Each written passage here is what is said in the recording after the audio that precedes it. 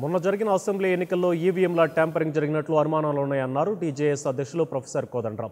వాటిని నివృత్తి చేయాల్సిన బాధ్యత ఎలక్షన్ కమిషన్పై ఉందని అన్నారు. నిజామాబాద్ జిల్లాకు వచ్చిన ఆయన ఈవీఎం ట్యాంపరింగ్పై కోర్టుకు కూడా వెళతామని తెలిపారు. పంచాయతీ ఎన్నికల్లో 34% ఉన్న రిజర్వేషన్లు ప్రభుత్వం 22%కి కుదించడం దారుణమని అన్నారు. ఈ ఆర్డినెన్స్ను వెంటనే రద్దు చేయాలని డిమాండ్ చేశారు. గ్రామ పంచాయతీ ఎన్నికల్లో ప్రభుత్వం బీసీలకు అన్యాయం చేసిందని ఆరోపించారు. గ్రామ పంచాయతీలకు ప్రభుత్వం తగినన్ని నిధులు కేటాయించాలని కోరారు. ప్రకటించిన దానికంటే కౌంట్ అయిన ఓట్లకు వ్యత్యాసం ఉంది.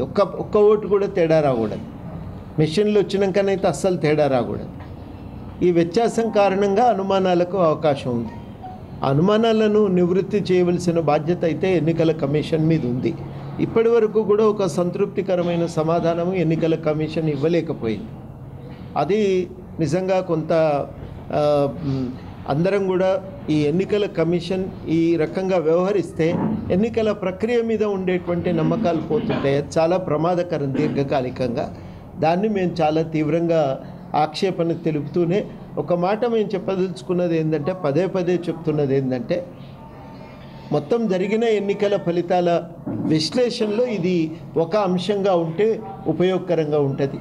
చాలా పొరపాట్లు అయితే ఎన్నికల కమిషన్లో జరిగినాయి. ఎన్నికల ప్రక్రియలో అవకతవకలు జరిగినాయి, అక్రమాలు చోటు చేసుకున్నాయి, చాలామంది పేర్లు గల్లంత అయిపోయినాయి. ఈ ఓట్ల లెక్కింపుల్లో రకరకాల వ్యత్యాసాలు కనబడతా ఉన్నాయి.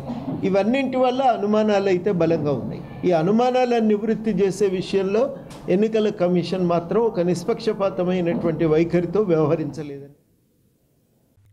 For more updates, please subscribe 99 TV Telugu.